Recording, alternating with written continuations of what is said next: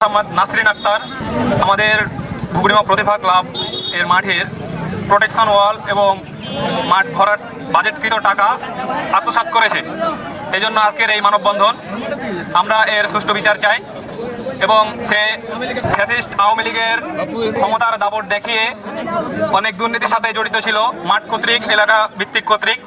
আমরা যেহেতু মাঠের আজকের এই বিষয়টা তুলে ধরেছি, এই জন্য বলতে চাই যে ঘুগড়িমা প্রতিভা ক্লাবের যে মাঠ আছে, এই মাঠের সাইডে চারপাশে যে গাছ ছিল, সে গাছগুলো কেটে সে পরিবেশ নষ্ট করেছে, মাঠের সৌন্দর্য নষ্ট করেছে এবং সেই গাছ দিয়ে তার বাড়ির জানালা দরজা থেকে শুরু করে সব ধরনের আসবাবপত্র তৈরি করেছে এবং আমাদের মাঠের বাজেটকৃত টাকা সে তার নিজের বাড়িতে কাজে লাগাচ্ছে।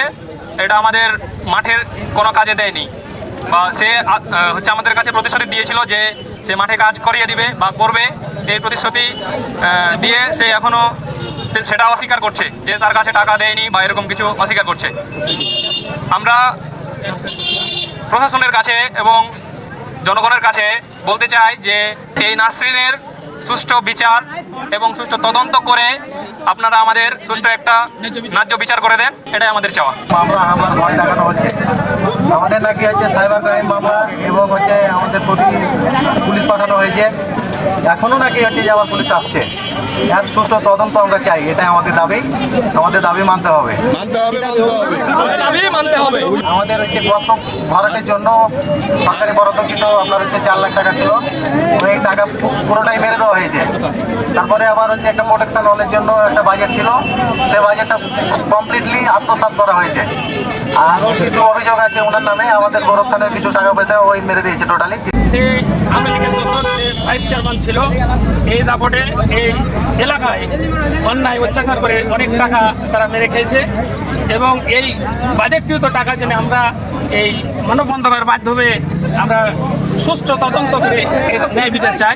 আমরা ঘুগড়িমা প্রতিভা ক্লাবের পক্ষ থেকে পুরা গ্রামবাসী যে মাঠ ভরাটের মাঠ গর্ত এবং প্রোটেকশন ওয়ালের যে টাকাটা বরাদ্দ হয়েছিল 2 লক্ষ করে 4 লক্ষ টাকা, আমাদের ঘুগড়িমা প্রতিভা ক্লাব এই মাঠ ভরাটটা কোনো ক্রমেই হয়নি। যে মাঠ ভরাটটুকু হয়েছে ছায়ের, সেই ছায়েরটুকু আমরা ভরেছিলাম, কিছু আমাদের বড় ভাইয়েরা মামারা কিছু ভরেছিল, সে সামান্য কিছু ছাই দিয়েছিল। কিন্তু আমাদের প্রতিশ্রুতি দিয়েছিল যে মাঠ ভরাট এবং প্রোটেকশন ওয়াল পুরাটাই সে নির্মাণ করে দেবে, কিন্তু আমরা তার বিনিময়ে কিছুই পাই। আমরা একটা ক্লাব করতে চাইছিলাম যেখানে পুরা গ্রামবাসী সবাই এক, কিন্তু শুধু নাসরিন জামান একাই বিরুদ্ধে, এবং আমাদের পুরা ঘুগড়িমা গ্রামবাসীকে চ্যালেঞ্জ ছুড়ে গেছে যে কিভাবে ক্লাব ঘরটা করে, এটা আমরাই আমি দেখব।